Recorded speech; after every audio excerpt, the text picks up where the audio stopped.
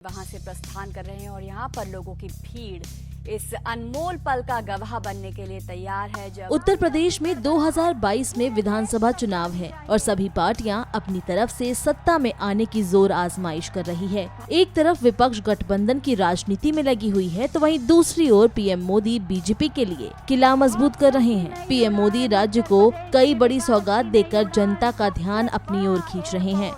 बता दें कि आज प्रधानमंत्री मोदी ने उत्तर प्रदेश में जेवर इंटरनेशनल एयरपोर्ट की आधारशिला रखी। पीएम मोदी ने इस मौके पर देश के लोगों को बधाई दी। इसे मुख्यमंत्री योगी आदित्यनाथ का ड्रीम प्रोजेक्ट कहा जाता है। इसे लेकर इलाके के लोगों को भी कई उम्मीदें हैं।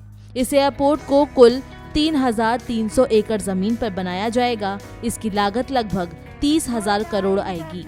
पीएम मोदी ने कहा कि जिसे पहले की सरकारों ने झूठे सपने दिखाए, आज वही यूपी अंतर्राष्ट्रीय छाप छोड़ रहा है।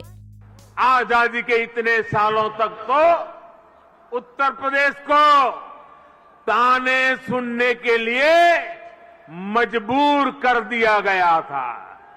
उत्तर प्रदेश को हमेशा झूठे सपने दिखाए वही उत्तर प्रदेश आज राष्ट्रीय ही नहीं अंतर्राष्ट्रीय छाप छोड़ रहा है। पीएम मोदी यूपी के खफा किसानों को भी साध रहे हैं। किसान आंदोलन की वजह से पिछले 1 साल से किसानों खासकर जाटों ने बीजेपी सरकार पर हल्ला बोला था। ऐसे में प्रधानमंत्री नरेंद्र मोदी ने 19 नवंबर को पहले तीनों कृषि कानूनों को वापस लेने का ऐलान कर किसानों खासकर पश्चिमी यूपी के जाट मतदाता को साधने की कोशिश की। तो वहीं हफ्ते भर के अंदर जेवर में इंटरनेशनल एयरपोर्ट का शिलान्यास कर उन्होंने दूसरा मास्टर स्ट्रोक चल दिया। वहीं यूपी के मुख्यमंत्री ने इस कार्यक्रम में संबोधन में उन किसानों का धन्यवाद दिया जिन्होंने इस एयरपोर्ट के लिए अपनी जमीन सीएम आवास पर आकर दी। उन्होंने ये भी कहा कि यूपी के किसानों के गन्ने की मिठास बढ़ाने का काम यूपी की सरकार ने केंद्र के साथ मिलकर किया है।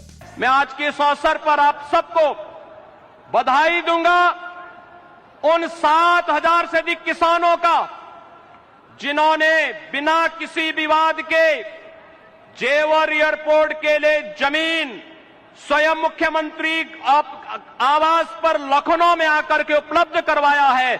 उन सभी किसान भाइयों का भी मैं अभिनंदन करते हुए आज के इस अवसर पर मैं पूर्वी पश्चिमी उत्तर प्रदेश के आप सभी भाइयों बहनों को हृदय से बधाई देता हूं। चुनाव नजदीक आते ही नेताओं का पार्टी बदलने का सिलसिला भी शुरू हो जाता है। कहीं कोई पार्टी किसी और पार्टी के साथ गठबंधन करती है तो कहीं किसी पार्टी के नेता पार्टी छोड़कर किसी और पार्टी के साथ चले जाते हैं। प्रतापगढ़ के कुंडा से बाहुबली विधायक जनसत्ता दल लोकतांत्रिक के राष्ट्रीय अध्यक्ष रघुराज प्रताप सिंह उर्फ राजा भैया इस बार यूपी चुनाव में निर्दलीय नहीं बल्कि अपनी पार्टी की टिकट पर चुनाव लड़ेंगे। चुनाव से पहले राजा भैया ने समाजवादी पार्टी के संरक्षक मुलायम सिंह यादव से मुलाकात करके कई अटकलों को शुरू कर दिया। राजा भैया ने ट्विटर पर तस्वीर शेयर करके ये जानकारी दी है। चुनाव से पहले इस मुलाकात के सियासी मायने भी निकाले जा रहे हैं। वहीं रायबरेली की सदर सीट से विधायक अदिति सिंह ने भारतीय जनता पार्टी का दामन थाम लिया। बीजेपी प्रदेश अध्यक्ष स्वतंत्र देव सिंह ने लखनऊ स्थित पार्टी कार्यालय में कांग्रेस विधायक अदिति सिंह के साथ आजमगढ़ जिले के सगड़ी विधानसभा से बसपा विधायक वंदना सिंह को भी भारतीय जनता पार्टी की सदस्यता दिलाई। तो वहीं उत्तराखंड भाजपा चुनाव प्रबंधन समिति की बैठक हुई, जहां बैठक में शिरकत करने देहरादून पहुंचे प्रदेश चुनाव प्रभारी प्रहलाद जोशी ने कहा कि हम उत्तराखंड में विधानसभा चुनाव के लिए पूरी तरह से तैयार हैं। हम सभी राज्य में जमीनी स्तर पर काम कर रहे हैं। उन्होंने कहा कि राज्य में लोग भाजपा को समर्थन देंगे। साथ ही ये भी बताया कि प्रधानमंत्री का दिसंबर के पहले हफ्ते में हो रहा उत्तराखंड का दौरा पूरी तरह से राजनीतिक होगा। ये विधानसभा चुनाव को ध्यान में रखकर तैयार किया जा रहा है।